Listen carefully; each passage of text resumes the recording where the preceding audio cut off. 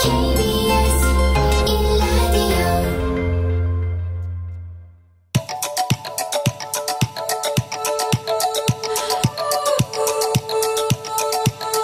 김성환의 시사야.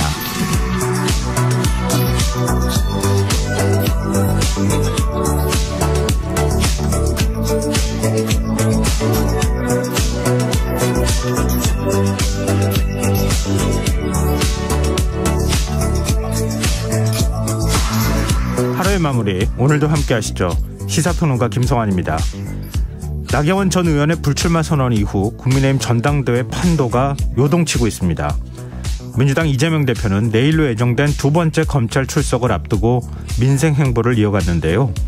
한 주간 있었던 정치권 움직임, 잠시 뉴스의 외전에서 자세히 분석해 보겠습니다. 법무부가 고위험 성범죄자를 학교나 보육시설 근처에 살지 못하도록 제한하는 이른바 한국형 제시카법을 도입하겠다고 밝혔는데요. 실효성이 있을지 더 깊이 있게 들여다보는 인터뷰 시간에 전문가와 이야기 나눠보겠습니다.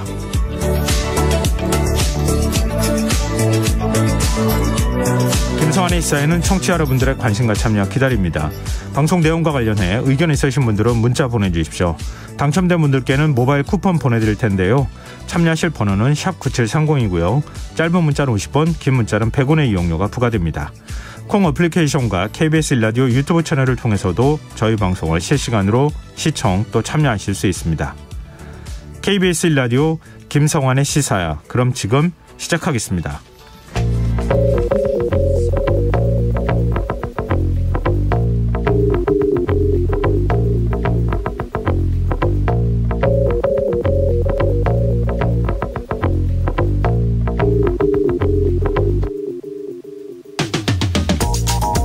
여성가족부가 폭행과 협박이 없더라도 상대방의 동의 없이 성관계를 했다면 간음죄로 처벌할 수 있도록 법을 개정하겠다고 밝혔다가 돌연 처리하는 일이 벌어졌습니다.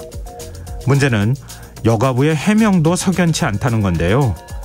여가부는 해당 사안이 2015년 1차 양성평등 기본계획부터 논의한 거라고 얘기하면서도 법 개정 계획은 없다고 입장을 바꿨습니다. 8년 전부터 추진해온 정책을 불과 9시간 만에 번복하면서 내놓은 입장이라기엔 뭔가 한참 부족해 보이는데요. 이런 상황 어떻게 봐야 할까요? 여가부의 입장이 바뀐 데는 법무부의 부정적인 태도가 영향을 미친 것으로 보입니다. 또 국민의힘 권성동 의원이 자신의 SNS에 개인의 내밀한 영역을 국가가 간섭해선 안 된다며 무고당할 가능성을 언급한 것 역시 부담으로 작용했을 거란 언론 보도도 잇따르고 있는데요. 양성평등위원회의 심의까지 거친 정책을 이렇게 뒤집어도 되는 걸까요? 누군가는 이번 논란을 여가부 폐지의 명분으로 꼽는데요. 하지만 여가부에서 추진한 정책마저 이렇게 쉽게 철회되는 상황에서 성평등 업무를 여러 부처로 이관해도 되는지 의문이 드는 것도 사실입니다. 오늘 정승윤 교수가 국민권익위원회 부위원장으로 임명됐다고 하죠. 정 교수는 윤석열 대통령 대선 후보 공약집에 어떻게라는 여성 혐오 표현을 썼다가 논란이 일었던 인물이기도 한데요. 청취자 여러분은 지금 우리 사회가 여가부가 필요하지 않을 만큼 양성평등이 이루어졌다는 이야기에 얼마나 공감하십니까? 오늘 밤 당신 안에 꿈틀거리는 지식충전 본능이 깨어납니다. 여러분의 자유탐구 영역 김성환의 시사야.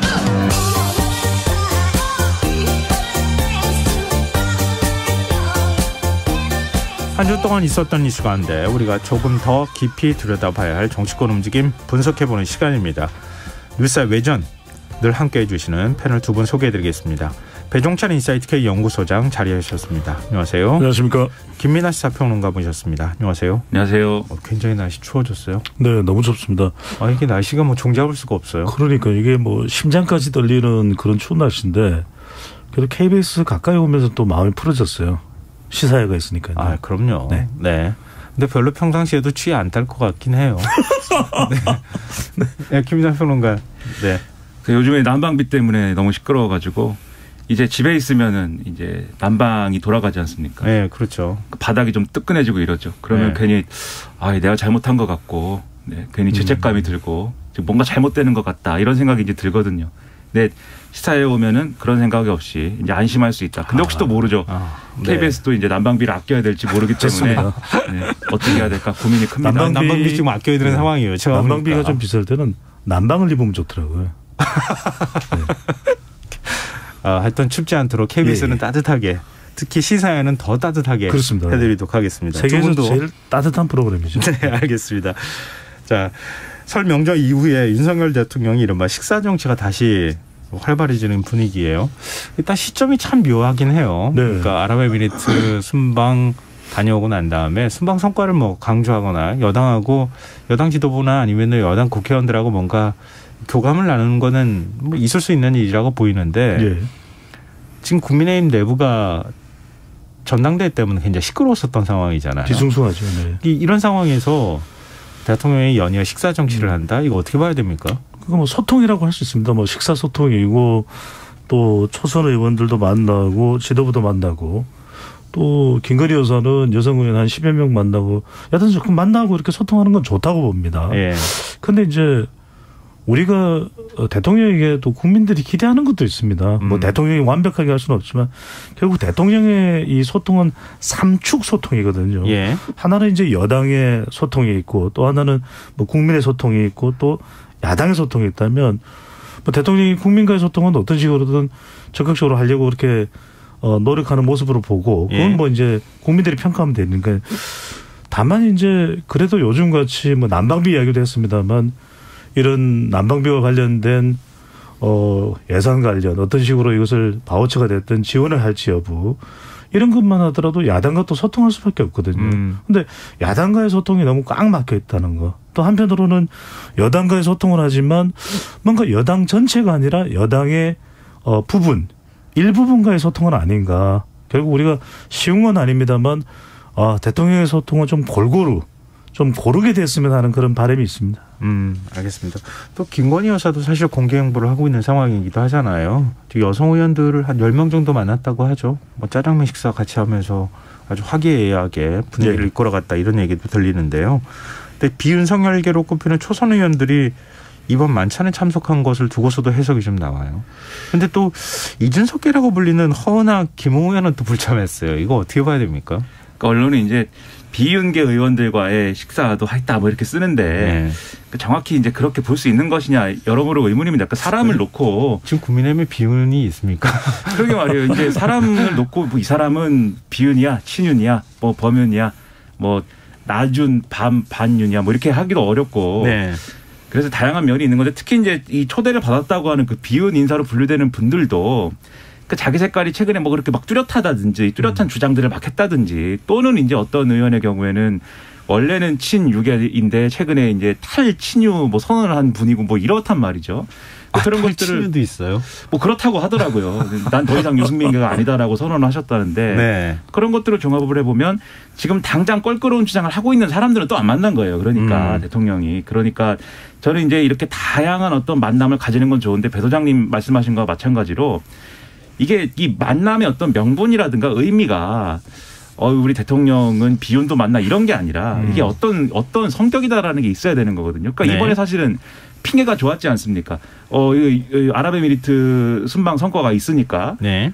굉장히 큰 어떤 액수의 투자를 받았으니까 거기에 대해서 이제 이 앞으로 국회가 잘 뒷받침해주면 좋겠다라는 의미의 만남이라면 그럼 여당뿐만이 아니고 사실은 야당도 불러가지고 네. 왜냐하면 국회 다수당은 지금 야당이니까 이걸 기회로 해가지고 얘기하는 어떤 자리를 만들었으면 또 얼마나 그게 보기 좋은 모습입니까? 네. 그리고 이 당내 사람들을 만난다고 하더라도 전당대회 앞두고라는 어떤 조건이 있으면은 좀 그래도 이제 유력한 주자들을 좀 불러가지고 만남을 갖는다든지 뭐 네. 이건 아마 후보 등록하고 이러면 뭐 어떻게 될지 모르겠지만 또 어렵겠죠. 근데 전당대회 본격적으로 들어가면 근데 그런 자리를 좀 더 이 노출시키는 방식으로 뭐 보여준다든지.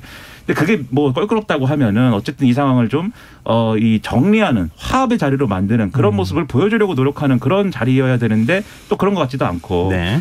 지금 말씀하신 또 이제 김건희 여사의 경우에는 저는 뭐 김건희 여사도 적극적으로 이렇게 사람들 만나고 뭐 그럴 수 있는데 전제 조건이 좀 있어야 된다고 보거든요. 그게 뭐냐면 분명히 대선 때 이제 조용한 이런 뭐 이 내조라고 해야 될까요? 뭔가 네. 그런 역할을 한다고 했는데 그것에 대한 설명은 있어야 되지 않는가? 그러니까 역할을 하지 말라는 게 아니고 역할을 할 수 있는데 국민들은 어쨌든 김건희 여사가 좀 이렇게 최소한의 어떤 역할만 하는 것으로 지난 선거 때 인식을 했었는데 그렇지 않은 상황이 됐다고 하면 김건희 여사가 직접 내가 이 해보니까 가만히 있을 수만은 없는 입장이다라는 것을 설명을 하고 하필이면 여성 의원들만 이렇게 만나는 것에 대해서도 네. 그 취지나 명분에 대해서도 적극적으로 설명을 하고 이런 게 돼야 또 이런 활동에 정당성이 생기는 거거든요. 근데 그런 것들이 없이 뭐 스리슬쩍 뭐 넘어가듯이 뭐 이렇게 된 거에 대해서도 저는 상당히 좀 여러모로 허점이 많이 노출이 된 거다라고 생각을 합니다.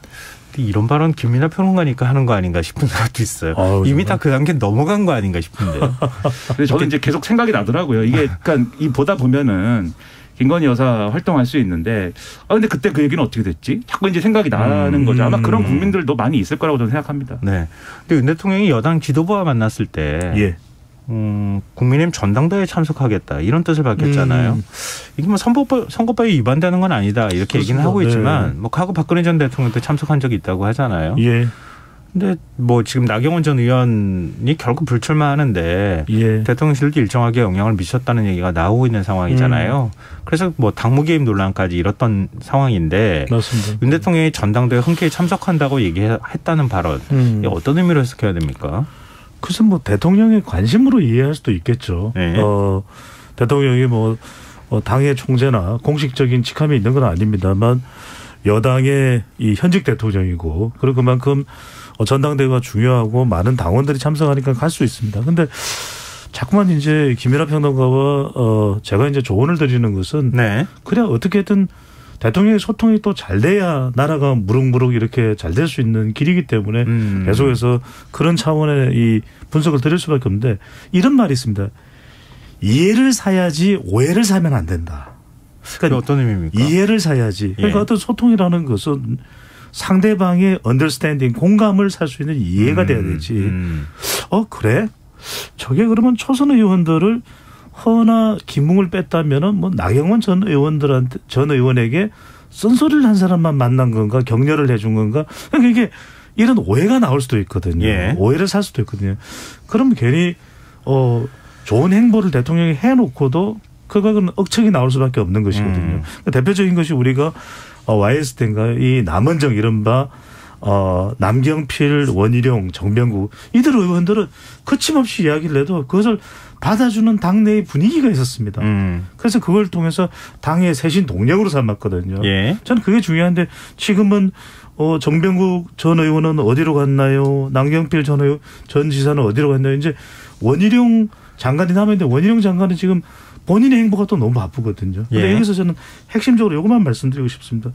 왜 오바마 대통령이 지지율도 높은데 거침없이 본인이 하고 싶은 대로 해도 되는데도 불구하고 국민들이 보는 앞에서 공화당 의원을 찾아가서 햄버거를 나눠 먹으면서 오바마 케어를 강조했을까?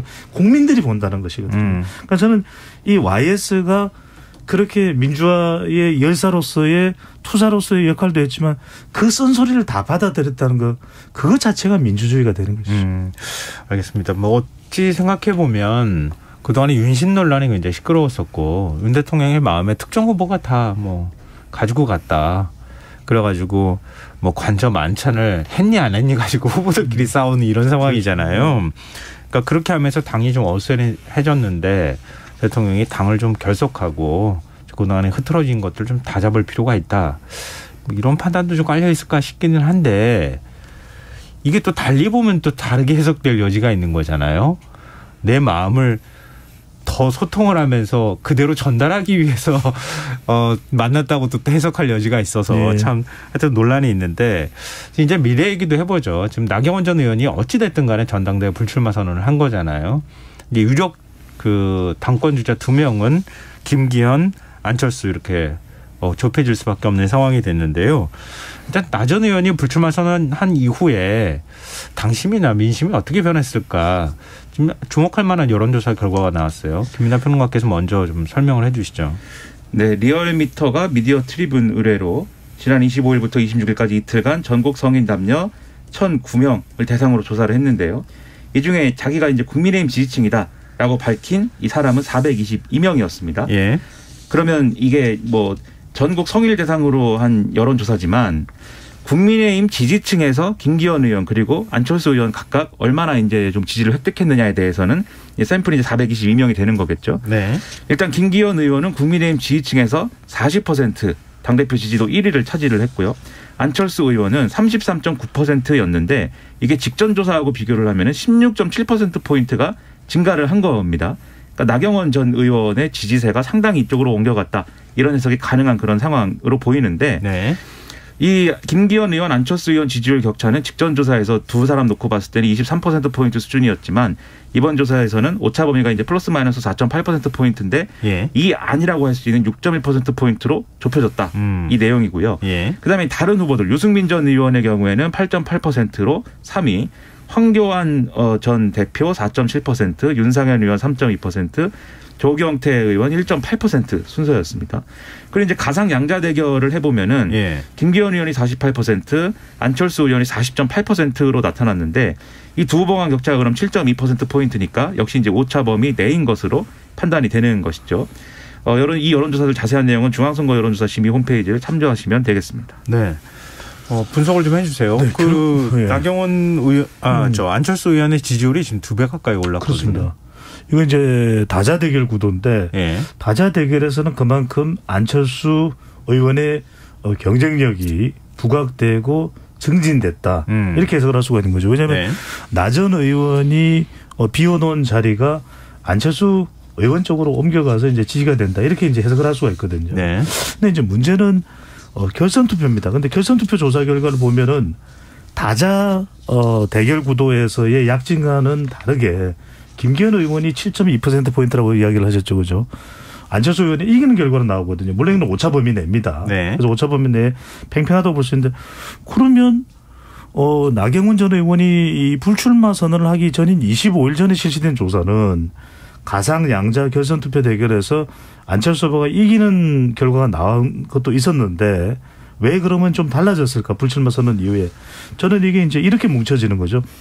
결국은 나경원 전 의원의 지지층들이 고스란히 이 유지된 채 안철수 의원에게 지지를 한다. 당원으로 친다면 이제 당원 투표가 되겠죠. 네네. 그게 유지될 것인가. 그것을 이 조사에서 확인할 수 있는 겁니다. 그러니까 결선 투표에는 지지층들만 놓고 보면 황교안 지지층, 윤상현 지지층이 김기현 의원 쪽으로 옮겨갈 그런 경향들을 파악할 수가 있고 네. 안철수 의원 쪽으로는 일부 유승민 전 의원 지지층 또 일부 나경원 전 의원 지지층이거든요. 결국 네. 이 조사에서는 오차 범위 내이기는 하지만 수치상으로 김기현 의원이 앞서는 거. 결국 지지층들의 결집도라고 볼 수 있거든요. 그러니까 항상 이제 거론되는 것이 안철수 의원이 피다만 꽃이 되어서는 안 된다. 항상 단일화라는 꽃은 잘 피웠어요. 네. 그런데 본인을 향한 독립화, 본인으로 결집되는 결집화, 이 꽃을 잘 피우기 위해서 적극성이다. 결국 나경원 전 의원을 지지하려고 했던 그 사람들을 얼마만큼 실제 3월 8일 전당대회 투표까지 끌고 오느냐. 네. 이 결집도가 중요한 것이죠. 네. 김민하 평론가 어떻게 보세요? 당원들 사이에 아마 이런 대립 구도가 형성이, 그러니까 양쪽의 담론 중에 뭐가 더 우세하냐가 이제 가르겠죠. 이쪽은 이제 김기현 의원 쪽은 어쨌든 윤심 코드가 맞는 대표가 꼭 필요하다라는 당원들 사이 어떤 여론이 우세하면은 이제 김기현 의원이 이기는 것이고, 예. 안철수 의원은 지금 뭐 안철수의 역할론 이런 거 다 있지만 나경원 전 의원한테 윤석열 대통령 그리고 대통령실 그리고 장제원 의원 등의 윤핵관들이 너무한 거 아니냐. 너무한 거 아니냐. 이게 이제 얼마나 적용하느냐의 문제일 것 같은데, 근데 지금 주목해야 될 거는 이거는 결국 여론조사거든요. 국민의힘 지지층을 대상으로 한 여론조사거든요. 근데 실제 당원 구성하고 이 지지층 아까 뭐 이 국민의힘 이 샘플 422명의 구성하고 정확하게 일치할 것이냐 그것도 모르는 거예요. 근데 제가 그냥 평론가 입장에서 뭐 이거는 뭐 감이 결국은 감이겠습니다만은 네. 감으로 볼 때는 실제로 전당대회 투표를 하면은 조직화되어 있는 조직표가 훨씬 더 큰 영향을 발휘할 것으로 저는 생각이 되거든요. 네. 그렇다고 하면 기본적으로는 지금 이 여론조사에서 드러난 김기현 의원의 우위가 아마도 실제 당원 투표하면은 조금 더 부각된 형태로 조금 더 우위에 쏠림이 있을 수가 있는 상황이다. 지금 그렇게 봐요. 그러면 남은 기간 동안에 어디에 이제 중점을 두고 안철수 의원이 캠페인을 하느냐. 굉장히 중요한 것인데 이 조직표를 이길 수 있는 정도의 그러한 여론 형성을 만들 수가 있느냐 상당히 좀 어려운 과제일 것으로 저는 생각을 합니다만은 어쨌든 네네. 그게 관건이 아닐까 싶습니다. 뭐 이른바 이제 김민하 평론가 얘기하셨지만 김기현 의원은 계속 이른바 윤심팔이를 해야 되는 상황. 그러니까 네. 윤심은 나한테 와 있다. 이렇게 얘기를 하고 계속 그걸 강조하는 뭐 결국 당원들한테 그런 방식으로 호소를 할 거고 또 오늘 안철수 의원이 얘기를 했던 것처럼 김기현 의원을 향해서 저는 윤심팔이를 싫어한다. 윤석열 대통령에게 힘을 보태겠다. 이렇게 얘기를 했거든요. 그러니까 뭐 법륜 이렇게 표현하기도 참 애매한데 어찌됐든 대통령의 윤석열 정부의 성공을 위해서 가장 적임자는 나다. 이거는 공히 강조를 하고 있는 분위기예요. 그렇죠. 그런데 그런 마음을 가지지 않을 당권 도전 후보가 있겠습니까? 나경원 전 의원도 용기 있게 내려놓는 이유는 윤석열 정부의 성공을 위해서다라고 이야기를 하고 있고 윤상현 의원이나 한교안 전 총리도 마찬가지일 겁니다. 그런데 네. 결국 두 가지인데 하나는 바로 김민하 평론가가 예리하게 지적을 했던 당원의 구성. 대체적으로 지금 나오고 있는 이야기는 TK 또 영남 PK 쪽에 이 당원들의 비율이 대체적으로 거의 한 절반 가까이 육박하지 않느냐. 네. 연령대로 보면은 20대, 30대, 40대가 이준석 전 대표의 동료로 이 당원 가입을 많이 하긴 했지만 그래도 50대, 60대, 70대 이상이 절반 이상 거의 60% 가까이 된다. 이렇게 중론이거든요. 네. 그다음에 이게 결과적으로는 조직력이 있는 후보가 유리한데 중요한 건 이걸 것 같아요. 이 안철수 의원의 딜레마는 나경원 전 의원의 지지층, 유승민 전 의원의 지지층을 받으면 좋은데 그렇게 되면 어떻게 되냐면 안철수 의원의 이 당권 도전 성격 자체가 비윤이나 자칫 반윤이 돼버릴 수 있어요. 네네. 그러니까 받을 수도 없고 안 받자니 뭐가 좀 부족한 것 같고 이러지도 못하고 저러지도 못하고 이런 어려운 상황인 거죠. 네. 그러니까 이게 이런 것 같아요. 지금 이제 친윤이랑 법윤 뭐 이런 구분에 대해서 말씀하셨고 다들 친윤을 자처한다고 말씀하셨지만 그 결국 그 누가 이 윤심 후보냐를 가르는 그 코드가 누구랑 맞느냐는 결국 대통령이 결정하는 거거든요. 이 상황 속에서 이 맥락은. 네. 이게 예를 들면은 안철수 의원이 이제 캠프 이름에 170V가 들어가 있습니다. 예. 내가 총선에 가서 170석을 확보할 것이다. 그리고 빅토리다. 그래서 170V가 들어가 있는데 네.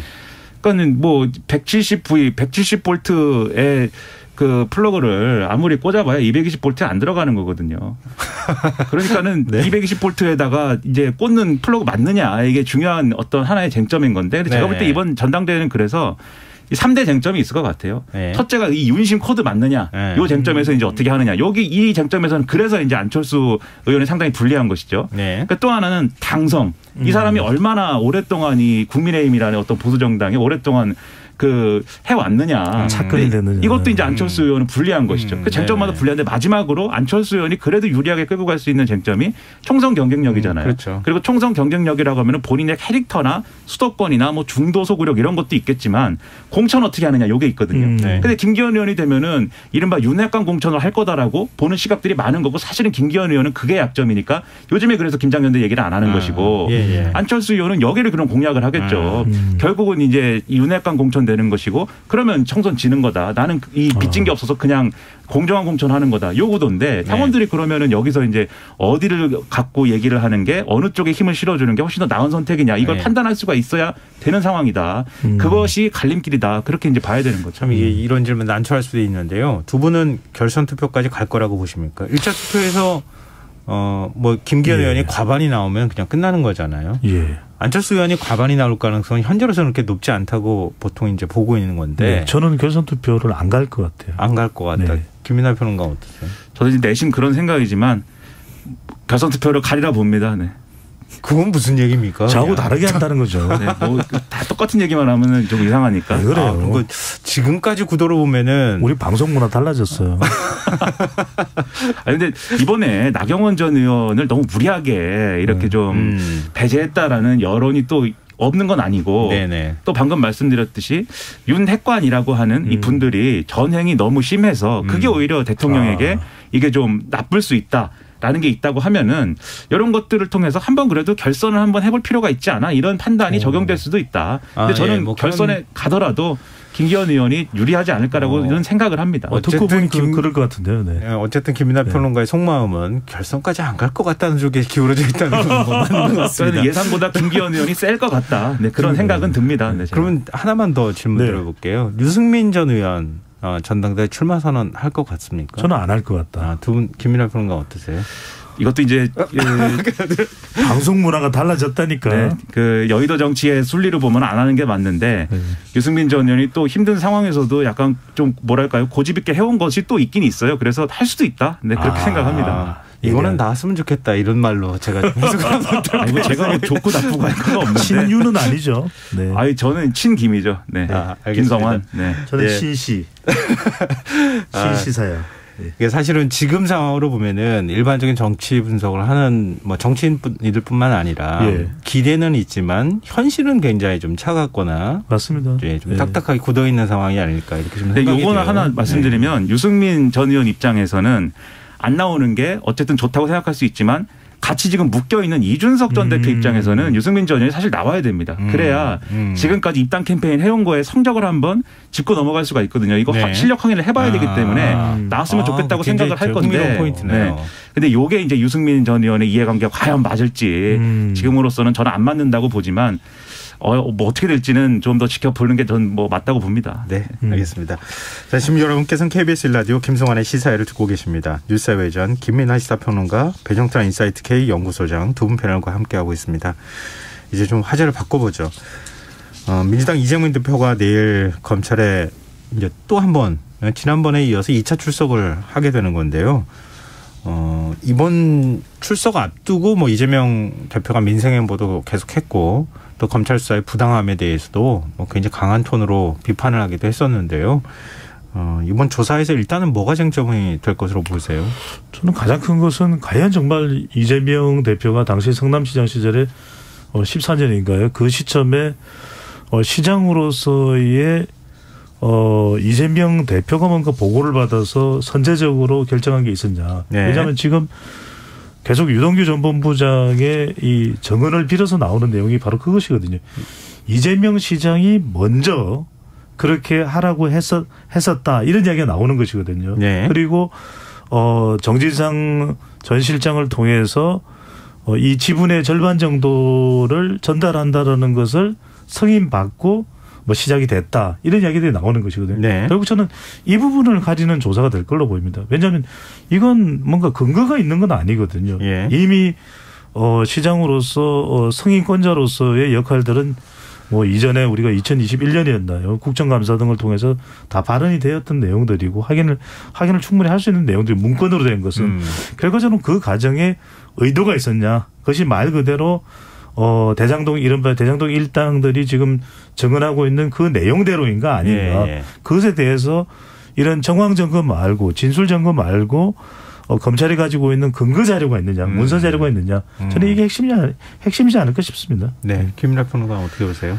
그러니까는 뭐 배임 혐의가 주된 쟁점이 일단은 되는 그런 상황인데 이게 그러니까 쉽게 얘기하면은 민간업자들에게 큰 돈을 안겨주기 위해서 이 사업 구조를 이렇게 짠 거냐 의도적으로. 결국은 그 문제죠. 그게 아니라 정말 정책을 잘 이렇게 추진하려고 하는 노력하는 와중에 네. 이러한 결과를 예측하지 못했으나 결과적으로 민간업자들이 다 가져가게 된 어떤 그런 사업이 됐다라고 하면은 그거는 네네. 또 배임이라든가 이렇게 걸 수 없는 것이고 그렇죠. 그건 정책 판단이니까.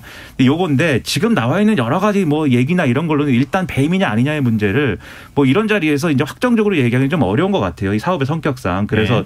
제가 볼 때는 검찰이 기소를 하더라도 이게 그러냐 아니냐는 법정까지 가가지고 재판 과정에서 다퉈야 될 문제가 아닐까 싶은데 지금 검찰이 그리고 이제 이 수사 과정에서 나오는 여러 가지 얘기들은 이게 배임이냐 아니냐에서 지금 그치는 게 아니거든요. 네. 거의 지금 뭐 이 유동규 전 본부장이나 남욱 변호사 그다음에 이제 뭐 정영학 회계사 등등이 이제 얘기한 이런 것들을 다 지금 언론에 보도되고 있는 것들을 다 늘어놔 보면은 예. 이 대장동 일당들하고 완전히 무슨 옛날부터 한 몸처럼 돼가지고 이재명 이 대표가 예. 성남시장 시절부터 돈을 막 받아가지고 그걸로 선거 치려고 이렇게 돼 있단 말이에요. 지금 이 얘기들이. 예. 그러면 그렇다고 하면은 이 배임이냐 여부의 법적 쟁점과는 달리 일종의 여론전 그리고 이 여론전에 대해서 국민들에게 그렇지 않다라는 신뢰를 어떻게 줄 것이냐라고 하는 그러한 정치적 문제가 지금 남아있고 이게 훨씬 더 이재명 대표하고 민주당 입장에서는 중요한 것이기 때문에 네. 사실 이 법적 쟁점을 어떻게 다루느냐의 문제보다는 이 부분을 어떻게 이 부분에서 어떻게 국민 신뢰를 다시 회복할 수 있을 것이냐에 좀 더 이제 방점을 찍는 것이 지금으로서는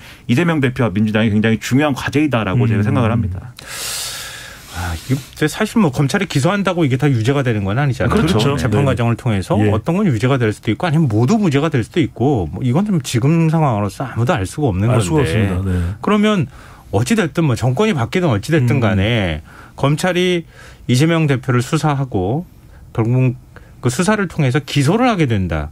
이거는 이제 어떤 행위가 되는 거잖아요. 그 이후에 정치인으로서의 굉장히 큰 위기를 맞게 되고 부담이 되는 것이고 그게 지금 이제 민주당이 어떻게 이 문제에 대처할 것이냐 여기에도 영향을 미치는 거란 말이에요. 근데 만약에 법원에서 최종적으로 어떤 판단이 나오기까지는 앞으로 뭐 1년이 걸릴지 2년이 걸릴지 아무도 지금 예상할 수 없는 상황이거든요. 더 걸릴 수도 있고요. 네. 그러니까 민주당은 계속 방탄 논란, 사법 예. 리스크 이거 갖고 가야 되는 상황이란 말이에요. 그렇죠. 네. 이거 어떻게 해야 됩니까? 민주당 입장에서는 이재명 대표가 뭐 민생 강조하는 것도 그거에 예. 한 대응 카드로서 맞습니다. 얘기하는 것 같은데. 딱히 해법은 없어요. 예. 딱히 해법은 없는데 지금 이재명 대표가 지난번에 27일이 아닌 28일 검찰 출두에 응하겠다고 한 것도 민생행보인 마포구, 서울 마포구 망원동에서 이제 발표를 했던 내용이고요. 네. 지금도 지역 지방에 이 민생행보를 하거든요. 이게 두 가지입니다. 하나는 뭐냐면 힘의 비례를 맞춰야 되는 전략. 왜 그런지 하면은 결국 검찰의 전면적인 수사에 대해서 이재명 대표가 개인으로 맞서기엔 참 어려운 것이거든요. 힘이 네. 불균형하게 전개될 수밖에 없는 거죠. 그렇다면 이것을 어느 정도 보완할 수 있는 것은 역시 민심이고 여론일 수밖에 없다. 지지층들의. 네. 그래서 민생행보를 할 수밖에 없는 것이고 또 하나는 뭐냐면 민생행보를 하는 가장 큰 이유는 방금 전에 김성환 앵커께서 굉장히 중요한 말씀을 해 주셨지만은 결국은 판결은 한참 시간이 걸립니다. 그런데 네. 그 전에 사실상 이재명 대표를 총선 이전에라도 평가하게 되는 기준은 뭐냐면 더불어민주당 지지율이거든요. 예. 그러니까 계속해서 검찰과 맞대응하는 이재명 대표로서는 억울하다. 나는 이건 아무리 개인으로서 법적으로 대응을 하려도 감당이 불감당이다라는 부분들을 강조할 수밖에 없는 거죠. 그런데 여기서 한 가지만 저는 아쉬운 부분은 저는 개인적으로 생각하는 것이 조금만 더 좀 명쾌하게 결국 중도층과 MZ세대를 붙잡는 싸움이거든요. 그럼 다이어그램을 그려서라도 뭔가 좀 당의 전략가들이 있을 거예요. 저는 이제 제가 당장 이제 이 상기되는 인물은 이탄희 의원 같은 사람인데 그런 사람들을 몇 명 이제 정말 논리정연한 사람들을 구성을 해서 네. 마치 다이어그램을 그리듯이 그런 부분에 대한 이재명 대표를 대변해 줄 수 있는 법리적으로 대리해 줄 수 있는 그런 좀 논리 전개가 필요한 거 아닌가라는 생각이 듭니다. 뭐랄까요. 이재명 대표가 지금 검찰 수석 전에 철험회 의원들하고 만났다고 얘기하기도 하고 당내 의원들한테 편지를 보내서 기본사회위원회 이제 기본사회 만들자고 지난번에도 예. 신년 기자회견 때도 강조했잖아요. 예.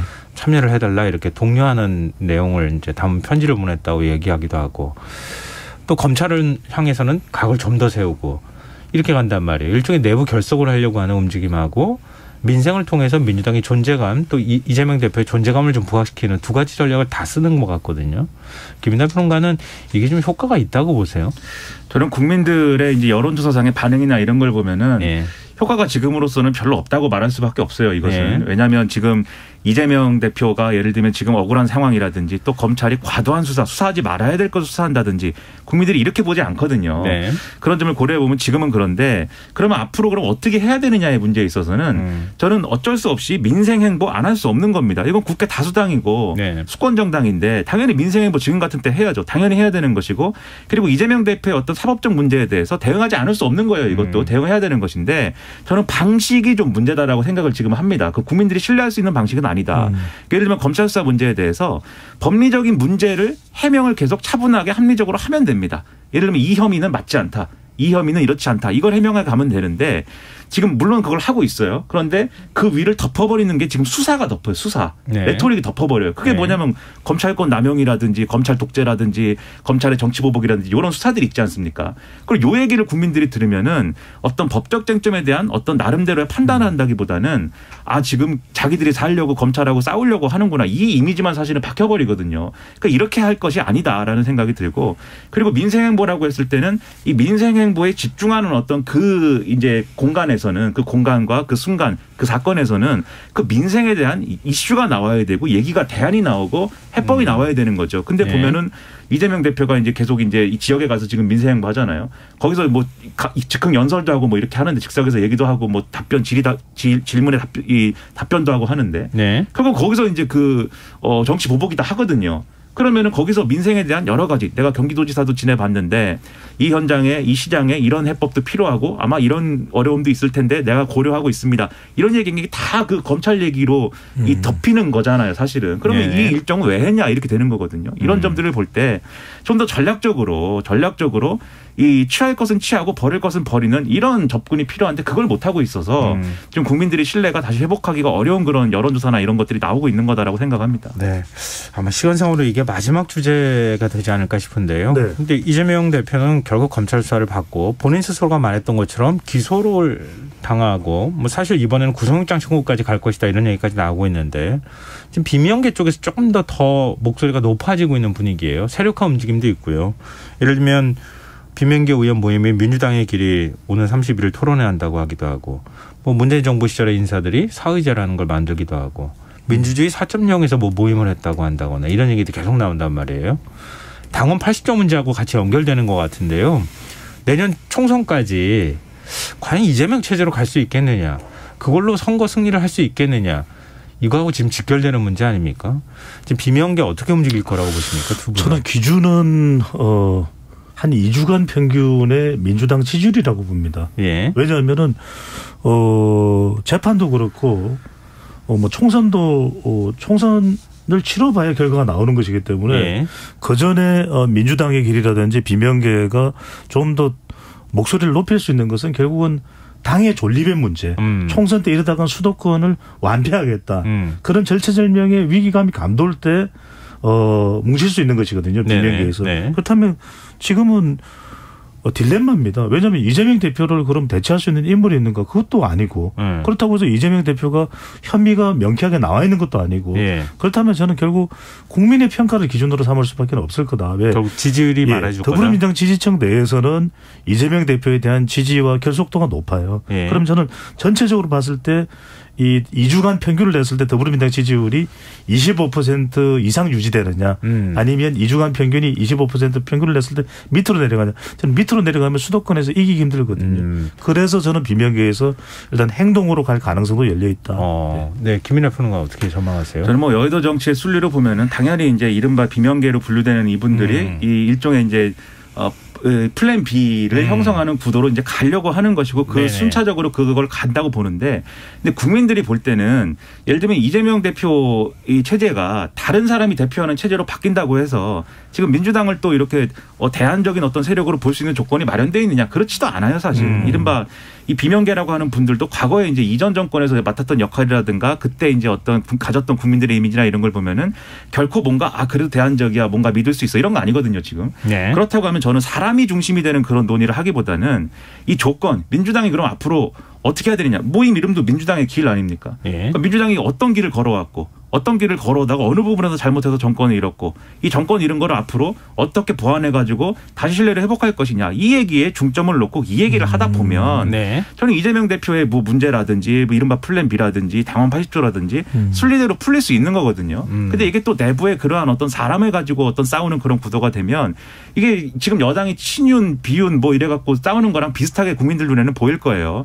오히려 그렇게 하지 말아야 되는 게 지금은 답이다라고 생각을 합니다. 네, 알겠습니다. 이번 주말 이재명 대표 검찰 출석 이후에 다음 주 민주당 지지율이 어떻게 바뀔지 또 국민의힘 당권 후보들 지지율 추이가 어떻게 될지 계속해서 좀 저희가 지켜봐야겠습니다. 또 저희가 또 분석해드리기도 하고요. 자, 오늘 뉴스의 외전 여기서 마무리하겠습니다. 지금까지 김민하 시사평론가 배종찬 인사이트 K연구소장 두 분 패널과 함께했습니다. 고맙습니다. 고맙습니다. 감사합니다.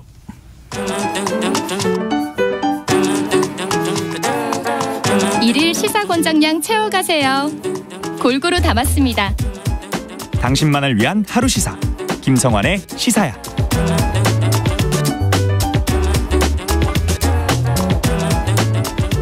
조두순 김근식과 같은 재범 우려가 높은 고위험 성범죄자가 출소 후에 학교나 유치원 주변에 살지 못하도록 거주를 제한하는 일명 제시카법이 도입된다고 합니다.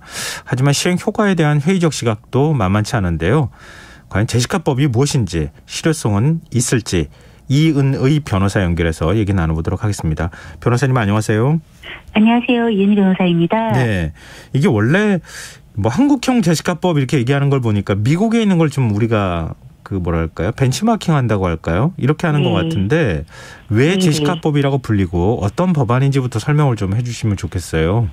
그 2005년경에 이제 미국 플로리다주에서 이제 아동 성폭행범에 의해서 이제 피해자가 살해당하는 일이 생깁니다. 그 소녀의 이름이 제시카였고요. 네. 이제 이 당시에 굉장히 사회적 공분도 일고 사건 자체도 너무나 사실 처참한 결과였기 때문에 네. 이때 이제 입법이 됩니다. 그래서 12세 미만 아동 대상 성범죄자에게는 최소 징역 25년 정도를 때리도록 하고 있고 예. 평생 전자발찌 부착을 착용하게 하는 등 엄정한 처벌을 하면서 이후 이제 이런 사람들이 출소하더라도 그 성범죄 전과자가 이런 학교나 공원에 610m 안에 살 수 없도록 하고 있는 이제 이런 법이고 예. 피해자의 이름을 따서 제시카법이라고 불리고 있고 사실 미국은 30개 이상의 주에서 이미 이 법을 시행하고 있는 중입니다. 아, 그렇군요. 근데 지금 네. 법무부가 도입하겠다고 대통령한테 보고한 네. 한국형 제시카법은 내용은 조금 다른 거죠? 이제 지금 사실 제시카법의 본질은 좀 더 이 주된 내용들은 우리는 계속해서 이제 성범죄자들이 나와서 아이들 가까이에 죽어가게 되고 뭔가 우리가 그걸 알 수 없어서 범죄를 예방할 수 없고 이런 상황들이 이제 공분을 일으키다 보니 제시카법에 있는 그 이제 거주지 제한에 좀 더 포커스를 맞춰서 이 법을 이제 조명을 하고 있지만 네. 사실 이제 이 제시카법의 본질에 좀 더 가까운 건 이 아동을 성폭행하는 특히나 이제 12세 미만 아동 성범죄에 대해서 굉장히 엄단하는 거예요. 예. 그래서 이제 그거의 본질을 가져다 놓고 이런 사람에 대해서는 적어도 25년 이상 상당 기간을 이제 사회로부터 격리시키고 예. 나오더라도 평생 이제 전자발찌도 부착하고 뭐 가까이 살지도 못하게 하고 이제 이런 것들을 총체적으로 하고 있는 건데 네. 이제 지금 우리의 제시카법 이번에 도입안은 실은 이제 거주지 제한에 방점이 좀 맞춰져 있는 것입니다. 그래서 이제 이 거주 이전의 자유 같은 것들이 사실 헌법상 기본권으로 지금 있기 때문에 이런 네. 부분들이랑 충돌이 있고 이런 것들을 이제 감안해서 법무부에서 지금 하고 있는 이야기는 반복적인 성범죄자나 13세 미만 아동 대상 이런 성범죄를 저지른 위험자들, 고위험군들을 대상으로 지금 학교, 뭐 어린이집 이런 교육, 보육시설 주변에서 500m 이내에는 살 수 없도록 하겠다. 이제 뭐 이런 것입니다. 그리고 법원에서 이런 특성을 감안해서 이제 몇 미터 거리 이내를 제한할 것이냐, 뭐 이런 것들은 법원이 이제 좀 재량껏 판단하게 하겠다. 지금 뭐 이런 이야기를 하고 있는 중입니다. 그래서 이제 미국 제시카법에 착안해서 만들어진 건 맞는데 미국 제시카법과는 그걸 그대로 고스란히 어떤 그 법 취지를 다 온전히 담은 현재 그런 법안을 내놓은 그런 것하고는 조금은 거리가 있는 부분이 있는 것이죠. 네. 말씀하신 것처럼 아동 성범죄자에 대해서는 아주 엄단하겠다고 하는 게 기본적으로 네. 미국 제시카법의 법 제정 네. 취지인데 네. 우리는 최근에 이제 이른바 이제 뭐 재범 우려가 높은 고위험 성범죄자가 자꾸 출소해서 나오니까 뭐 네. 학교 근처에 살기도 하고 그래서 주민들이 반발하는 일이 있었잖아요. 그렇죠. 네, 그러니까 우리는 맞습니다. 거주지 제한에 좀 초점이 맞춰져서 네. 법안 도입이 논의되고 있는 상황이다. 이런 네. 말씀이신데요. 네, 맞습니다. 그러니까 지금 제시카법이 만약에 도입된다고 하면요. 이미 네. 출소한 범죄자들에게도 소급 적용이 가능합니까? 사실 이제 이 부분에 대해서 오늘 한동훈 장관이 밝힌 입장은 지금 이거는 보완 처분이라고 해서 이제 형벌이 아니라 부과되는 처분인 거죠. 한마디로 네. 뭐 이제 신상정보 등록이라든가 신상정보 공개라든가 뭐 전자발찌 부착 이런 류의 보완 처분이기 때문에 뭐 이중처벌이나 소급처벌이 아니기 때문에 개정 전에 출소한 사람에게도 뭐 할 수 있다 이제 이런 입장이지만 현실에서는 녹록치 않아 보입니다. 왜냐하면 네. 우리 상식적으로 생각해 볼 때 어떤 사람이 이제 범죄를 저지르고 재판을 받아서 이제 긴 기간 뭐 이제 형을 살고 나왔어요 이미. 근데 그 사람한테 자 이번에 법이 바뀌었으니까 지금 우리는 이 법을 적용해서 거주지를 제한하겠어. 이제 예. 이렇게 하면 예. 그거를 받아들이게 하기가 쉽겠는가 일단. 사실은 우리가 이걸 형벌이 아니라고는 하지만 어쨌든 그 불이익을 주는 행위이잖아요. 그렇죠. 그렇기 때문에 이 소급 비법을 형벌로서 볼 때는 이런 대답이 가능하지만 실제 적용에 어려움이 있을 수 있고 법원이 이거를 판결해야 되는데 이미 출소했잖아요. 예. 심지어. 예. 그러니까 이런 부분들을 누가 어떻게 평가해서 다시 법원에서 이 부분을 뭐 이때로부터 시간이 한참 지나고 출소했지만 지금부터 적용해서 재범 우려가 있으니 저쪽으로 가시오. 이게 쉽겠는가. 그러니까 이런 절차적으로 보나 실제로 이게 적용할 때 어떤 반발, 이런 부딪힘 이런 것들을 생각해 보면 현실적으로는 조금 어려움이 상당히 예견되는 부분이 있는 것이죠. 근데 만약에 한국형 재시가법이 도입되면요. 네. 출소할 때 법원이 다시 판단하는 겁니까? 아니면 애초에 형을 네. 선고할 때 네. 당신은 출소하더라도 이렇게 해야 한다. 이렇게 하는 겁니까?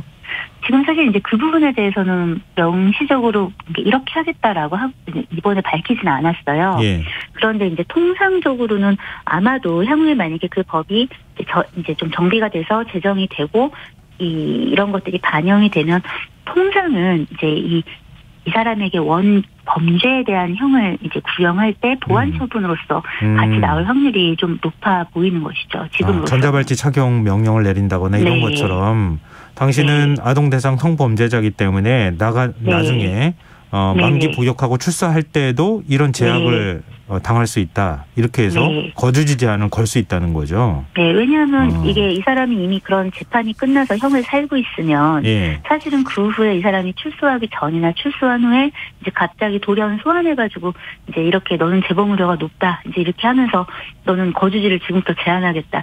이렇게 하기는 좀 현실적으로 그런 것들이 쉽지 않기 때문에 네네. 아마도 적용을 하게 된다면 원 범죄에 대한 이제 형벌을 부과할 때 그때 이제 전자발찌 부착이나 이런 것들처럼 비슷하게 그때 같이 부가처분이 나가게 되지 않을까 이렇게 보고 있습니다. 이건 앞서 말씀하셨던 것처럼 앞으로도 논란이 될 소지가 다분하네요. 지금 이미 여러 가지 어려움이 좀 보이긴 형 선고받고 합니다. 지금 복역 중인 경우에는 적용이 안 될 가능성도 있다는 거잖아요. 네, 그러니까 적용을 하겠다라고 노력하고 그렇게 이제 밀어붙여서 할 수도 있겠지만 사실은 이제 그런 속에서 충돌하고 이거 이제 이렇게 좀 부당하다라는 반발들이 이제 있으면 법적 다툼으로 또 이제 이어질 거고 뭐 그러면 효력정지 가처분이나 뭐 이런 것들이 또 막 우후죽순 일어날 수 있고 그런 이제 논란의 여지는 있는 것이죠.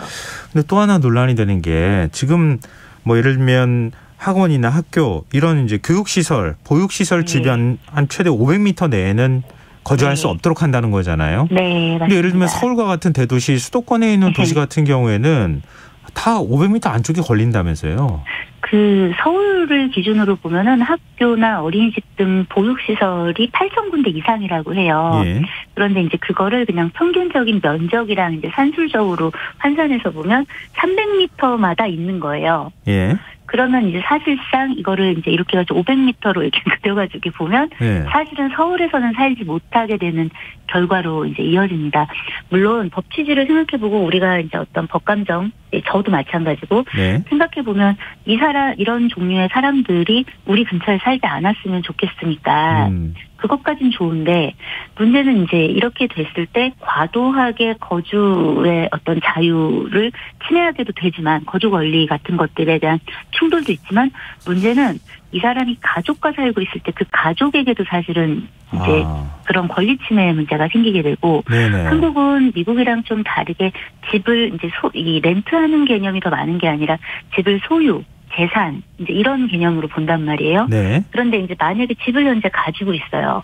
그러면 이 집을 처분해야 되는 어떤 그런 재산권 행사의 부분하고도 또 사실은 충돌되는 환경적으로 좀 다른 부분이 있습니다. 그리고 우리가 도시 중심의 밀집된 문화라서 대중교통도 되게 많이 발달되어 있는데 이런 경우에 사실은 이게 500m, 600m라고 해봐야 그 택시 요금으로 따지면 기본 요금도 안 되는 거리란 기본 요금 거리거든요. 얘기하면 그러니까 실질적으로 뭐 이제 우리가 이 사람의 거주를 제한한 것처럼 보이지만 우리 같은 구조에서 이게 이제 미국 같은 나라의 삶의 구조에서 이 거주지에서 이제 벗어나게 하는 거하고 아이들로부터 물리적 거리를 두게 하는 것이 갖는 실효성과 우리 같은 사회에서 이제 갖는 실효성은 동일하거나 비슷하다고 보기는 좀 어렵지 않겠나. 게다가 사실은 이런 종류의 아동 성범죄의 경우에 사실 이제 이걸 딱 이제 획일적으로 나눌 수는 없겠지만 사회경제적 취약계층인 아동들이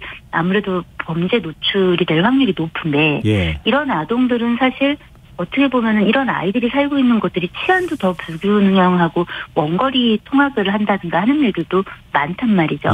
그래서 이 법이 사실 아이들 전체를 좀 이렇게 보호하는 것에 좀 더 포커스가 맞춰져 있기보다는 본의 아니게 원뜻은 그건 아니겠지만 결과적으로는 서울 중심에 혹은 대도시에 살고 있는 아동들에게 좀 더 편중되어서 이 보호를 하고 있고 이렇게 해서 이제 밀려나서 만약에 어떤 좀 외곽 지역에 이런 성범죄자들이 다수 살고 있는 것이 네네. 그 지역엔 또 아동이 한 명도 안 살 것인가 이제 이런 것들을 생각해 보면 좀 어렵구나 어려운 문제구나라는 생각이 들기는 합니다. 말씀 듣다 보니까 이게 결코 간단치 네. 않다 이런 생각이 드는데요. 네. 뭐 마지막으로 지금 시간이 그렇게 많이 남아있지는 네네. 않은데요. 지금 여러 가지 부작용에 대한 우려 이런 것들이 네. 있기는 하지만 그래도 성범죄 고위험자가 나왔을 때 네. 계속 갈등이 생길 거란 말이에요. 네, 맞습니다. 이런 제시카법을 일부 인용을 하든 아니면 어떤 좀 다른 대안을 만들 필요가 있을 것 같은데 변호사님 의견을 좀 말씀해 주시면 어떨까요? 그 거주지나 이런 부분들에 대한 고민과 이런 분리, 그러니까 원 피해자와 이런 가해자가 이제 이 가해자들이 돌아와서 피해자 지근거리에 살지 못하게 한다든가, 예. 아니면 아이들이 진짜 굉장히 많이 밀집해 있거나 취약한 곳들에 대한 곳에서 이제 이 벗어나게 좀 하는 그런 조치들은 필요하다고 생각하고 법 취지에는 동감합니다. 그런데 예. 이런 부분들에서는 당근과 채찍의 균형이 중요합니다. 예방의 부분에서. 왜냐하면 이건 처벌의 문제가 아니라 사실 지금 이 제시카법에서 이 거주지 제한의 문제는 처벌의 문제에서 파생되는 게 아니라 이 가해자를 피해자로부터 보호하는 예방의 포커스가 맞춰져 있는 거거든요. 네. 그런 거를 생각한다면 이런 부분을 좀 더 이렇게 이 범주를 좀 더 명확히 하고 줄이고 실현 가능한 부분으로 이제 좀 입법을 하면서 이것과 함께 이 가해자들을 자발적으로 이쪽에 이제 와서 좀 살아라라고 이제 지금 보호 수용 제도를 하기는 어려운 상황이라면 예. 뭐 이제 임대주택이나 이런 것들을 좀 부여하고 직업 훈련을 시키고 좀 타이트하게 보호 관찰 될 수 있는 이런 인력을 운용하고 예. 그리고 이런 사람들로 하여금 그래서 직업 훈련을 받고 직업을 갖고 어떤 일정한 아이들이 많이 다니는 시간에는 묶여 있는 어떻게 보면 자기의 생계나 삶을 위해서 그게 자기의 이익에 좀 귀결이 된다라고 생각하면 이들이 자발적으로 협조할 수 있는 알겠습니다. 여지들이 열리잖아요. 예. 그러면서 취약한 아이들이 살고 있는 곳의 치안을 강화하고 이런 부분들 부모가 해줄 수 없는 케어 속에 있는 아이들에게 사회 복지의 어떤 차원에서 이 아이들의 치안을 좀 더 치안률을 올려주는 이런 방안들을 좀 고민해야 되지 않을까 생각합니다. 고맙습니다. 네, 감사합니다. 네, 지금까지 이은희 변호사였습니다. 김성환의 시사야 1부 순서 여기서 마무리하고요. 전 11시 정각 2부에 다시 오겠습니다.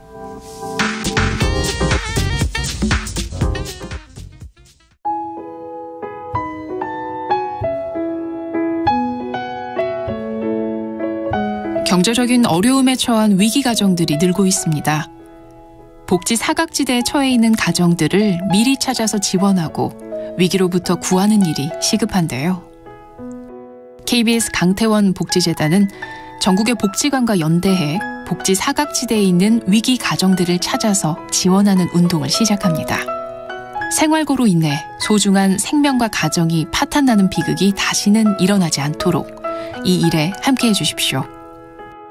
지역 복지 전문가로서 누구보다 위기 가정을 잘 찾아낼 수 있는 복지관과 관계자 여러분들의 많은 참여를 기다리고 있습니다. 지금 바로 KBS 강태원 복지재단 홈페이지에서 신청해 주세요. KBS 강태원 복지재단.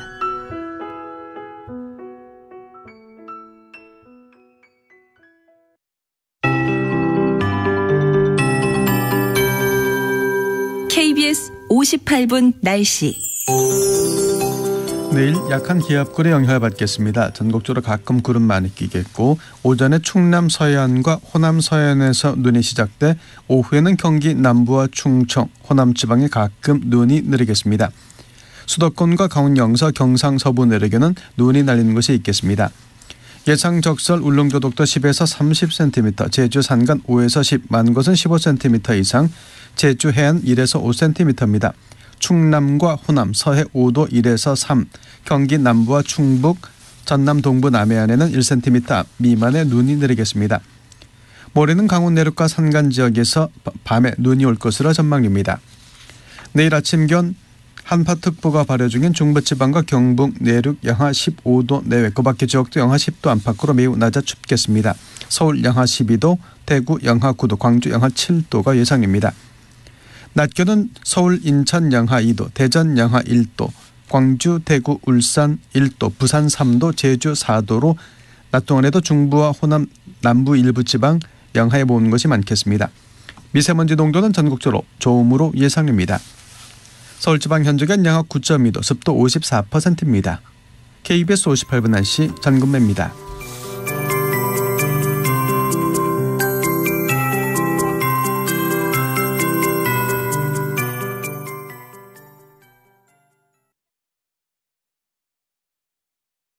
정성을 다하는 국민의 방송 KBS가 11시를 알려드립니다. AM 711kHz, FM 97.3MHz, KBS 1라디오입니다. HLKA.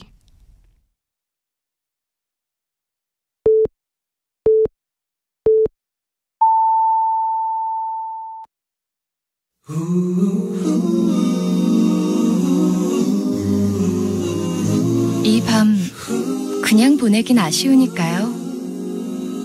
당신의 하루의 끝까지 야무지게 채워드립니다. 당신의 지식 충전소 김성환의 시사야.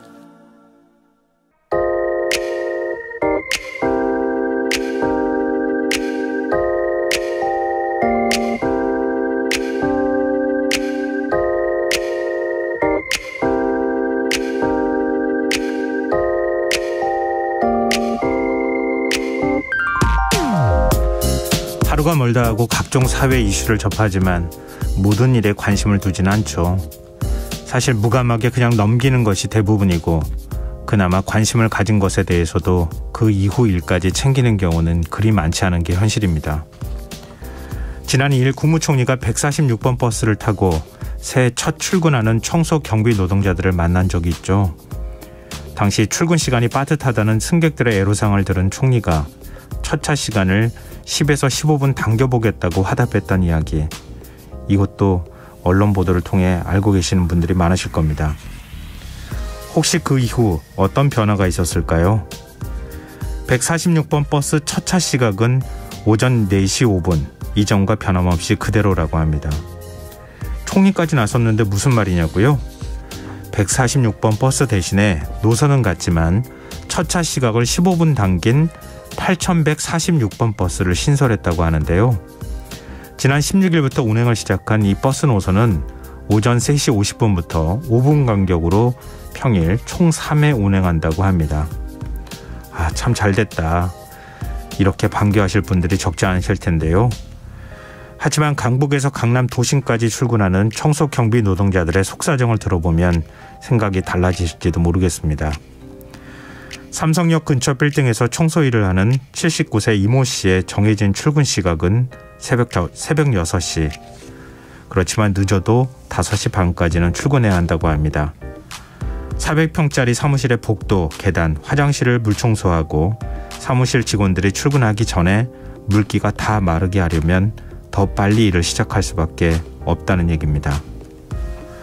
그러니까 146번 버스 승객들은 지각하지 않기 위해서가 아니라 정해진 시간 안에 더 많은 공짜 노동을 하려고 첫 차 시각을 당겨달라고 요청했던 겁니다.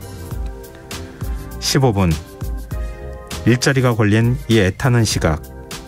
첫 차 시간을 당겨주는 것도 물론 필요하겠지만요. 이들의 열악한 노동 현실에 대해서도 관심을 가져야 하지 않을까요? 지금까지 오늘의 발견이었습니다.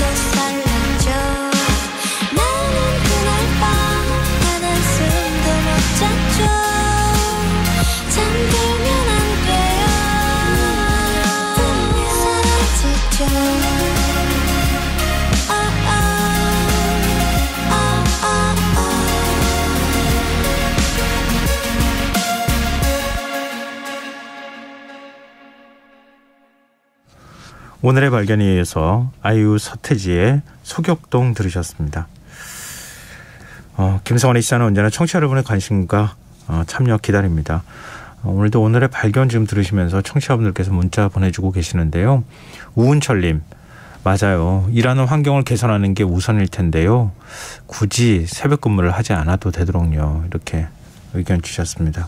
그리고 유튜브에서 런던님, 시사회를 듣고 있는 지금 이 시각에도 텅 빈 건물을 청소하고 계신 분들 계시겠죠. 이렇게 또 문자 주시기도 하셨습니다. 글쎄요, 우리가 관심이라고 말하지만 정말 관심을 갖고 있는 게 맞을까라고 의심할 때가 저는 개인적으로 있습니다. 이번 일이 딱 그랬던 것 같습니다. 그러니까 저는 뭔가 애정을 갖고 관심을 갖는다고 생각했지만 그 안에 있는 사람들은 또 다른 현실 속에서 살고 있는 것 아닐까, 이런 뒤늦은 후에 깨달음을 좀 갖기도 했는데요. 만약에 정치가 필요하다고 하면 겉으로 드러나는 모습, 말 한마디 이런 게 아니라 그 안에 사는 사람들의 얘기까지 들여다보고 뭔가 대책을 만드는 그런 노력이 필요하지 않을까? 그게 바로 진정한 정치가 아닐까 하는 생각들을 해봤습니다. 이건 누굴 비판하기 위해서 하는 말이 아니고요. 제 스스로도 뒤늦은 후회를 하고 많은 분들한테도 또 그런 방식의 관심이 진짜 필요하지 않을까 하는 생각에서 드린 말씀이었습니다. 네, 오늘 문자 보내주셔서 정말 고맙습니다. 계속 청취자 여러분들 문자 기다리고 있을 테니까요. 많이 보내주십시오. 저희가 추첨해서 당첨된 분들께 모바일 쿠폰 선물로 드리겠습니다. 참여하신 문자 번호는 샵9730이고요. 짧은 문자는 50원, 긴 문자는 100원의 정보 이용료가 부과됩니다. 콩 게시판, KBS 라디오 유튜브 채널을 통해서도 무료로 참여하실 수 있습니다. KBS 라디오 김성환의 시사회와 함께하고 계신 지금 시각은 11시 9분입니다.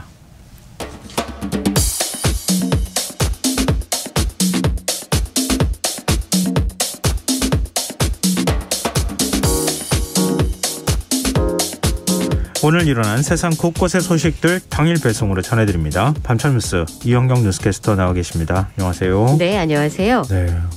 아니 어제 눈 소식 얘기했는데 어떻게 이렇게 눈이 그치자마자 강풍에 막 강추위가 몰아닥칠 수가 있어요. 네. 무슨 무늬처럼, 그렇죠. 네. 춥다가 좀 괜찮으면 눈 끝나면 네. 추위, 계속 이런 느낌적인 느낌을 가지실 것 같은데요. 전라권 일부 지역과 제주에 눈이 왔습니다. 그리고 제주에 내리는 눈이 28일 낮, 그러니까 내일 낮까지 이어질 거라고 하니까요. 주말도 네. 추위를 좀 각오를 하셔야 될 것 같은데요. 아침 최저 기온이 내일 영하 19도 안팎까지 떨어지는 지역도 있다고 하니까 주말에는 아무래도 밖에서 움직이시긴 좀 어려울 것 같습니다. 오늘 진짜 너무 많은 것들이 얼어붙었습니다. 그 한강에요. 얼음 조각들이 둥둥둥둥 떠다니는 광경을 아마 뉴스 화면을 통해서 많이 보셨을 텐데 네. 심지어는 왜 그 얼어붙은 바다나 강에 쇠빙선이라 그래서 얼음 깨는 배가 지나다니잖아요. 네. 그게 한강에도 등장을 했고요. 쪽방촌의 공용 화장실은 아예 물이 그냥 얼어버려가지고 그런 거 많을 거예요. 네, 그리고 이제 네. 그 물이 새가지고 계단에 이렇게 흐르면 계단도 얼잖아요. 네. 다니기도 굉장히 어려워지는 일들이 벌어지고 거기뿐만 아니라 좀 오래된 그 지역의 경우에는 뭐 청량리 아파트 같은 경우는 지어진 지 한 45년 된 아파트가 있는데 여기는 난방하고 온수가 공급이 끊어졌어요. 그래서 어젯밤에 처녀 세대가 어젯밤 날씨에 난방이 끊어졌다 한번 생각을 해보십시오. 정말 힘들었겠네요. 예, 그게 9시간 만에 복구가 됐는데 예. 또 누수 현상이 발생을 해서 오늘도 거의 400세대, 340세대가 보일러가 작동을 못한 그런 상황이었습니다. 뭐 이제 숙박시설을 가시는 분, 친척집 가시는 분 그런 분들이 계셨는데 광주에도 뭐 수도관이 아파트 동파가 돼가지고 분편이 이어지기도 했습니다. 지금 이제 날씨는요. 서울을 비롯한 중부 지역, 그다음에 남부 내륙을 중심으로 한파특보가 계속됩니다. 그래서 오늘보다도 2도에서 많게는 6도까지 더 내려간다고 하는데요. 내일 최저 기온이 서울은 영하 12도를 비롯해서 영하 4도에서 19도까지 내려가고요. 중부지방과 남부 내륙지방은 낮에도 영하권에 머물겠습니다. 그리고 눈 소식은 중부지방, 강원 산지, 경북 서부 내륙에도 눈이 내릴 것이라는 예보가 있었습니다. 근데 지난번에 설 지나면서 제주 기상이 굉장히 안 좋아가지고 비행기 안 떠서 뭐 큰 소동이 벌어졌잖아요. 그렇죠. 근데 오늘 또 제주 비행기 못 떴어요? 낮에? 오늘 이유가 뭐 추운 것도 있는데요. 네. 바람이 태풍보다 더 센 바람이 부른 거예요. 아, 난데없이 겨울에 이게 뭐예요? 예, 그렇습니다. 초속 20m의 강풍이 심지어는 수시로 방향을 바꾸는 급변풍이 부니까 비행기가 운항을 하기에 굉장히 어려운 날씨였습니다. 태풍 기준이 최대 순간풍속 태풍 기준을 넘어선 최대 순간풍속이 초속 19.6m. 강풍과 눈발이 날리면서 급변풍 경보와 강풍 경보가 발령이 됐습니다. 또 보통 제주도 가보신 분들은 아시겠지만 비행기가 왔다 갔다 하면서 엄청 흔들리잖아요. 네, 그런데 내릴 또 때. 이륙하고 착륙도 다 해요. 사실 네. 근데 착륙할 때 보통 더 많이 느끼는데.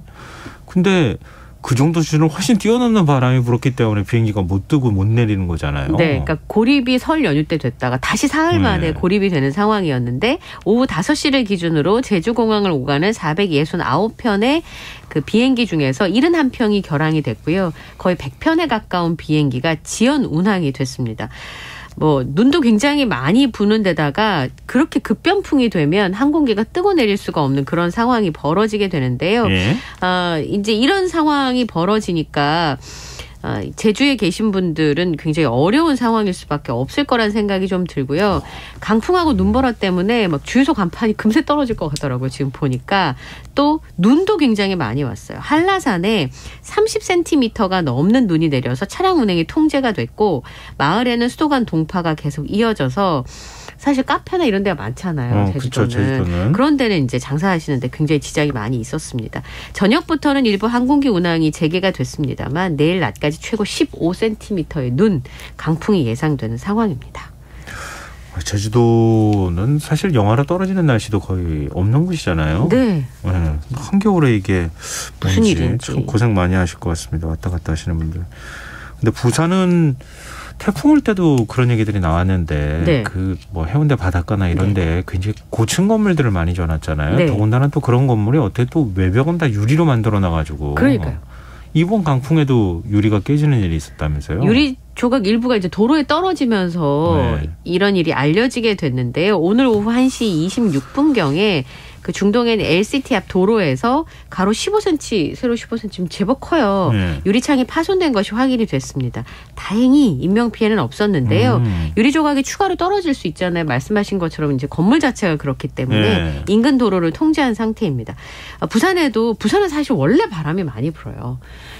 저는 광안리에 꽤 오래 살았는데 그 바람이 많이 부는 날씨들이 이제 늘 이어지게 되는데 오늘 오전 10시 40분을 기해서 강풍주의보가 발효된 상황이었었거든요. 심지어 해운대가 순간 최대 풍속이 이 초속 11m에 달하는 바람이 부른 것으로 전해지고 있습니다.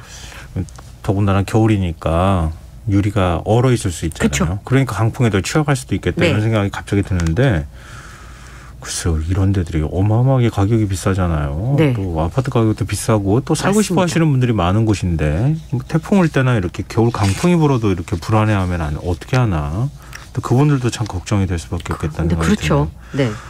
하여튼 다친 사람이 없어서 천만다행입니다.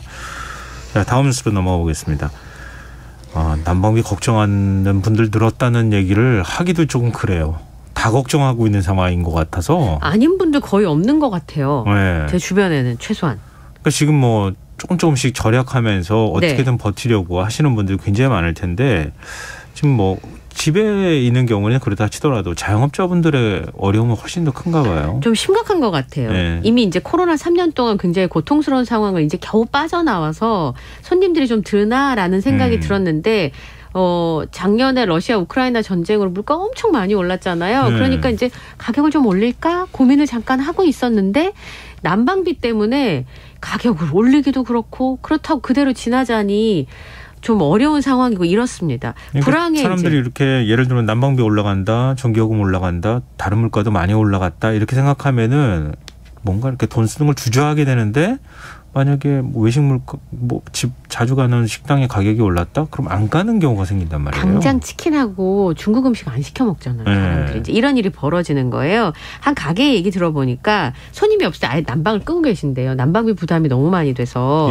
이미 뭐 다른 식재료 가격이 많이 올라서 가격을 좀 올리니까 매출이 줄더라는 거죠. 그런데 난방비를 만약에 그 가격에다가 전가를 하게 되면 또 매출이 줄게 되니까 악순환이 계속되니까 아예 손님이 없을 때는 끄고 그냥 담요랑 패딩으로 버티시는 분들도 계시고요.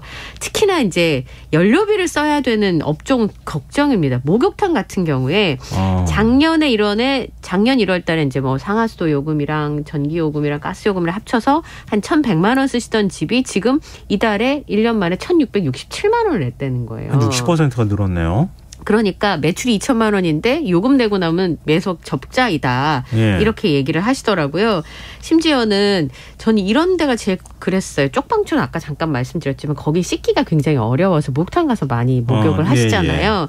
지금 7,000원을 받으시는데 100원을 좀 올려볼까라고 생각을 했지만 100원을 올리면 그러니까 1,000원을 올려볼까 생각을 했는데 8,000원을 받으면 거기 오는 손님들은 그 1,000원이 엄청나게 큰 금액이잖아요. 그러니까 이런 부분들을 고민을 하시는 거죠. 그다음에 식당 같은 경우는 가스레인지로 많이 써서 이제 음식을 하시니까 가스비 때문에 이미 지금 식재료 가격들이 많이 오른 상황에서 난방요금에 가스요금까지 오른다고 하니까 어떻게 해야 될지 모르겠다 하시는 분들도 많이 있습니다. 그래서 가능하면 좀 줄여보려고 바람막이도 하고 또 손님이 없을 때 열풍기 하나를 돌리기도 하는데 자영업자분들이 매출이 좀 많다면 어느 정도 해지가 되겠지만 경기도 어려워가지고 과연 이게 가능할까 싶은 생각이 좀 들어요. 코로나19를 거치면서 지금 대중목욕탕 많이 사라졌다고 하잖아요. 근데 대중목욕탕이 그런 역할도 한단 말이에요. 그래서 되게 정부가 중요한 역할이거든요. 일부 지원도 했던 것으로 알고 있는데 지금 저도 얘기 들어보니까 과거에 뭐 등유를 쓰기도 했지만 지금은 다 가스로 물을 데운다고 하네요. 그 부담이 아마 엄청나게 많이 들었을 것 같은데 참 걱정입니다.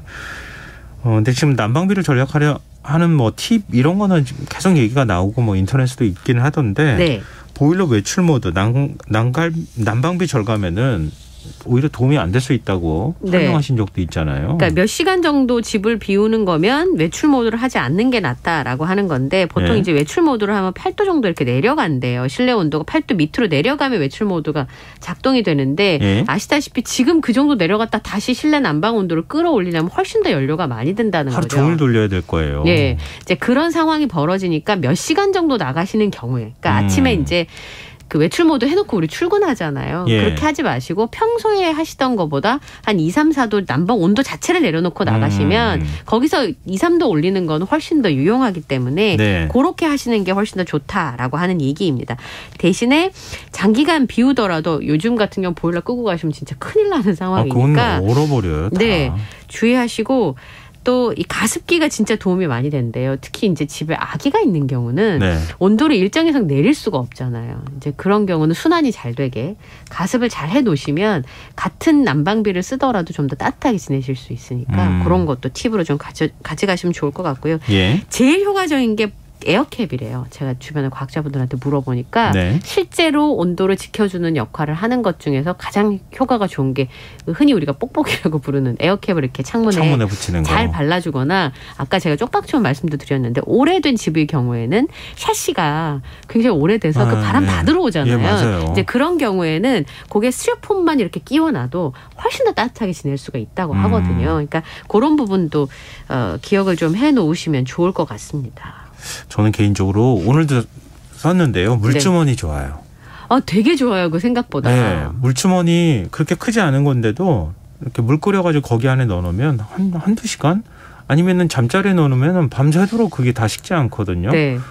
난방하거나 뭐 외풍이 있는 경우도 굉장히 많으니까요. 그런 경우에는 물주머니에 이렇게 따뜻한 물 넣어서 계시는 것도 굉장히 좋을 것 같습니다. 그리고 이제 그 외풍이 심한 집들 있죠. 저는 옛날에 주택에 살아가지고 단열도 잘 안 되고 외풍이 심해서 코는 빨갛고 엉덩이는 뜨겁고 막 이런 집에 살았었거든요. 근데 지금도 이제 그런 경우가 있는데 만약에 난방수 온도를 기준으로 하는 온돌 모드를 유지하시면 낭비가 좀 적다고 하고요. 혹시나 그 에너지 바우처 대상인지 한번 확인을 해보시는 것도 필요할 것 같아요. 재작년에 그 기초생활수급 가구 중에서 에너지 바우처 대상인 분들 중에 5만 5천 가구가 혜택을 못 받고 지나갔다고 하거든요. 네. 근데 올해는 정말 에너지 바우처가 필요하실 거니까 동사무소나 주민센터로 바뀌었죠. 거주지 주민센터에 문의하시면 알 수 있으니까 확인을 한번 해보시기 바랍니다. 네. 리치님께서요. 저는 내복을 따뜻하게 입습니다. 이렇게. 네, 그건 기본. 기본. 네. 그리고 약간 얇은 패딩 같은 거 입고 계셔도 좋아요. 집에서. 그럼요. 네. 네. 우리가 이런 얘기를 이렇게 오랫동안 할 줄 몰랐어요. 참 빨리 좀 추위가 갔으면 좋겠는데. 그러니까요. 네. 이게 지금 아직까지는 아닌 것 같습니다. 자, 지금 여러분께서는 KBS 라디오 김성환의 시사야와 함께하고 계십니다. 자, 이제 오래간만에 코로나19 소식도 좀 얘기해 볼까요? 네. 설 연휴 여판지 확진자 수가 조금 늘었어요. 네. 확진자가 31,711명이 늘어서 우리나라 누적 확진자가 이제 3천만 명을 넘어섰습니다. 예. 그런데 이제 일일 확진자가 전날보다는 3,385명이 줄어든 수치인데 그럼 일주일 전과 비교해 보면 4,303명이 늘었어요. 예. 그게 이제 설 연휴 지나면서 많이들 움직이시고 많이들 접촉했으니까 당연히 이제 늘어날 것으로 예상이 되는 상황인데요. 최근에 금요일만 기준으로 했을 때 확진자 추이를 좀 보면 계속 줄어들다가 잠깐 올라간 거거든요. 아무래도 설 연휴의 영향으로 봐야 될 것 같습니다. 현재 치명률은 0.11%를 유지하고 있고요. 위중증 환자 숫자는 열흘째 지금 400명대를 이어가고 있는데 481명입니다. 그런데 위중증 환자 중에서 87.7%는 고령층이고요. 사망자가 36명인데 80대 이상이 22명. 굉장히 무서운 수치거든요. 네. 70대에서는 10명, 60대에서 4명이 사망을 했습니다. 제가 최근에 이제 저희 가족분 중에 편찮으신 분이 있어서 병원에 자주 들락거리다 보니까 최근에 고령층의 암 발병률이 되게 높다는 거예요. 그래서 어떻게 된 거냐니까 3년 동안 검사를 아예 못 하셔가지고 모르고 이제 발병하시는 경우도 많고 면역이 많이 떨어진 상태에서 이제 이런 코로나가 치명적이긴 하더라고요. 그러니까 젊은 층의 경우보다는 위중증 환자로 가는 확률이 굉장히 높기 때문에 이런 부분은 특별히 좀 주의를 하셔야 될 것 같고요. 근데 다행히 지금 중환자 병상 가동률은 27%입니다. 그렇게 높지 않기 때문에 지금 상황에서 단계적으로 지정병상을 지금 줄이고 있는데 정부 설명은 하루 한 14만 명 정도의 확진자가 발생을 해도 대응할 수 있는 규모의 의료 대응 체계를 갖추고 있다고 합니다. 즉 국내 상황은 좀 안정적이지만 중국발 재확산 우려 이건 뭐 아직까지 가시지는 않은 것 같아요. 단기 비자 발급 제한은 계속 되는 겁니까? 다음 달까지 연장한다고 합니다.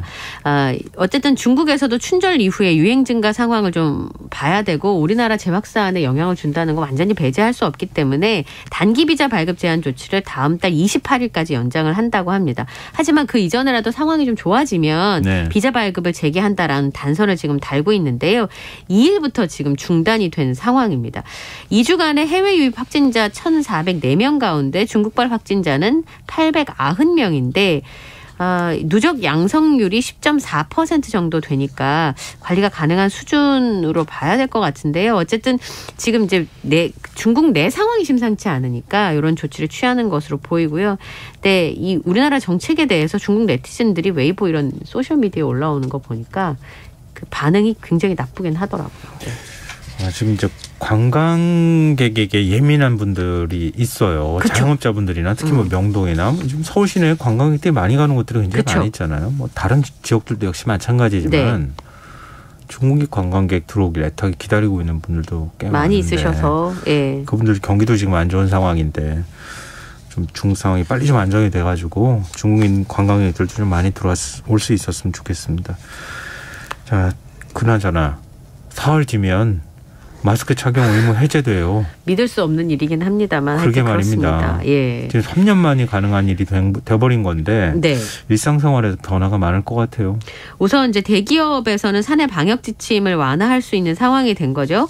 통근버스나 뭐 아니면 그 사내에 병원이 있는 경우는 마스크를 써야 되고 또 가림막도 유지하기로 했습니다만 어쨌든 기업에서도 출근 이제 재택근무 같은 게 많이 줄어들게 될 거고요. 그런 부분들이 상황이 바뀔 거고 학교는 특별히 좀 주의를 하셔야 될 것 같은데 다음 주부터 학교에서 마스크 착용 의무로 남아 있는 데는 통학 버스뿐이 없습니다. 그렇기 때문에 아이들이 어쨌든 이 마스크를 벗고 움직이기 시작을 하면 엄마들은 이제 걱정이 될 수밖에 그렇죠. 없거든요. 네. 그래서 가능하면 이제 실내 마스크 착용 완화에 대한 세부 지침을 이제 교육부에서 내려보낸 거예요. 그 중에서 음악실에서 합창을 하거나, 그 다음에 체육관에서 응원을 할 때는 마스크를 좀 썼으면